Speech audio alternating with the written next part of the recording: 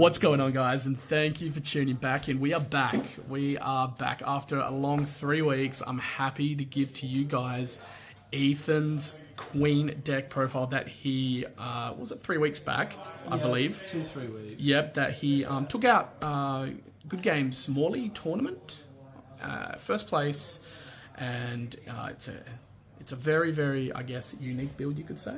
Yeah, I'd say it's quite unique. Yep. A bit of eyebrow-raising decision, but it gets the job done. Awesome, man, and that's why we love what you do, and the viewers tune into it. So, without ado, man, take us away. Right, yeah. So, starting straight off the bat, we have, we'll start from the top, going down to the bottom. Obviously, we have our Kayas and Sasakis, both cycle engines. Sasaki obviously cycles your hand, Kaya draws 2, trashes 2. The reason I run a 2-2 split, I was running 4 Kaya before the decision to split into 2, but I was bricking a little bit too much and too consistently in the deck, so I did put in Sasaki, hopefully to curve that out. But Kaya is very good as a 1-don investment to draw 2, trash 2, cycling out your hand while also getting a card out of hand and still allowing you to 8-drop and 9-drop. So I find I'm playing Kaya a lot more than I am Sasaki, and Sasaki is mostly a 2k counter in the deck when it comes to actual play. Alright, moving over to Capone. Obviously Capone 2k counter, the trigger is just insane, so obviously a 4-of in a Queen deck.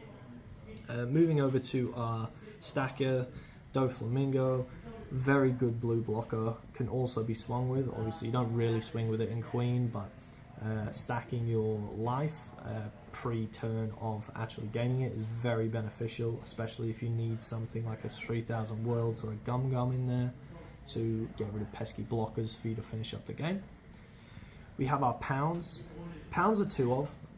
It's very useful in the red matchups and the very pesky 3-drop and belows like your Rebecca's and stuff like that. It's not that great in any other deck or in any other matchup, so that's why I only have it as a 2-of, because its on-KO effect is so strong against red. It needs to be in there. And then we have our trigger blockers. Obviously, we have our Boa Hancock and our Brûlés. Those obviously can be played flat, great in life, but I prefer not to put them in life early. I'm more of a late game trigger blocker from life. I like more utilities and stuff in my life, mid game to early game. Moving over to our Sanji over here, another trigger blocker, great to get from life itself. Playing it off on 4-don is great as well. And then we also have over here our 1-of. This is the eyebrow raiser. We have a 1-of Shirahoshi. This is purely in here because of cycle and bricking. It's draw 3, trash 2, which is great for cycling out of dead cards, cycling into new cards like your Gum Gums that you really need to see late game, and just an all-round great card, especially if it's in your life, because then you can run into your Katakuris and keep cycling it into your life with your Katakuri for a few turns until you then draw into your Yamatos, etc, etc. So we're running a 2-4-2-4 split of the big bodies. I count Soga King as a big body because I am. So Soga King, great, obviously it has 1k counter. The reason it's only at a 2 is because I need room for all of my actual big bodies that create the engine. The draw 2, trash 2 mechanic is great, as well as the bouncing. On curve, this is amazing, especially against the yellow matchup, bouncing their 6-drops and their 5-drops, even their 4-drops and their 3-drops, that's great too, but primarily getting big value of their 5 and 6s is just absolute bank. Alright, now moving over to the 8s and 9s. So the reason I have a 4-of Katakuri and a 2-of Mihawk, a lot of builds run it the opposite way. The reason I run the Katakuri at a 4-of is because I'm finding I'm putting a lot more life in my opponent's life than I am my own with effects.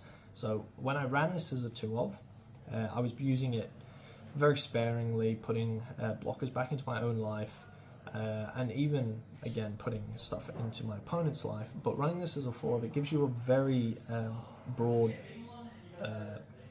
bounce pool. So for example, if we come over here, if I have a Capone in my hand, the turn before I play a Katakuri, I might drop it just to put it in my life, and then it will change up my opponent's turn completely.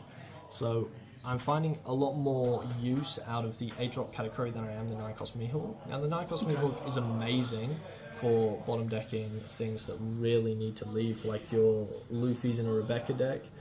Even bouncing this to the bottom of their life is great as well, versus Rebecca. That's one matchup that I found quite troublesome because of how long the games go for. But other than that, the 2-4 split I find is great. You can 3-3 split, but I just prefer using Katakuri. So if you were to build this on your own, I would not go into a 4 Mihawk personally, because it has no secondary effect other than bottom decking. But they're both good in their own right. Moving over to the Yamato. The Yamato is amazing. We love the effects on that, which is gain a life if you're on 1, but before that you pop however many life you and your opponent have combined, which is amazing for tempo. Gaining life as well puts them in a different state of mind, knowing that they have to rush you down quick because you've started your engine. And all round a 9-9 is great. Really hard body to get rid of unless you obviously have your Gum Gum Red Rocks. Now my events are, I would say, quite average for a Queen deck.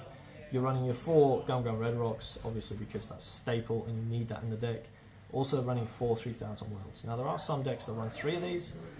I personally run 4 because of the matchups, like Law, they're a bit rough. So having more bot deck, the better, especially for those blocker Laws and stuff like that. And then to tie it all in together, we have our 3 Gum Gum Rains. Obviously this deck has a lot of cards with no counter, so having this as an option to pitch a card for counter is great, especially if you just need to survive 1 more turn to then start your engine.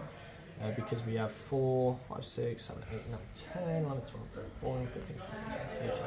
We have 18 cards with no counter on them, which means, again, you need cycle in this deck. That's why we have your Kayas, your Sasaki's. We have Doflamingo to make sure you don't draw into more no counter cards.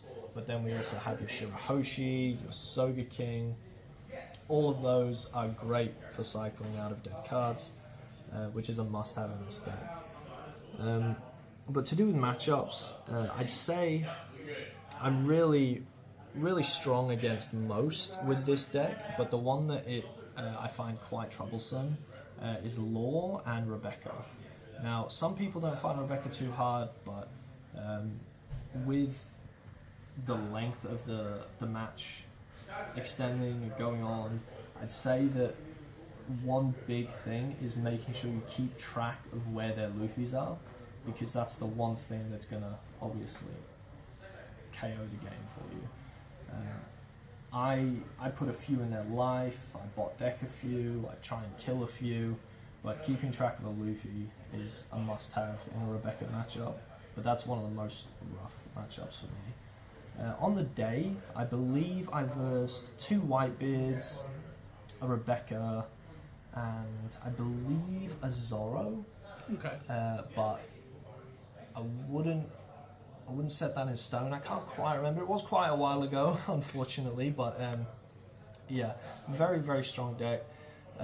But you just have to watch out for bricking, obviously, which also just comes with the nature of the deck of running such high cards. Yeah.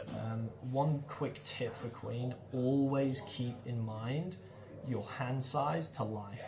If you accidentally take a card from life when you really should have countered, it will lose you the game 9 times out of 10 if they don't capitalize on that.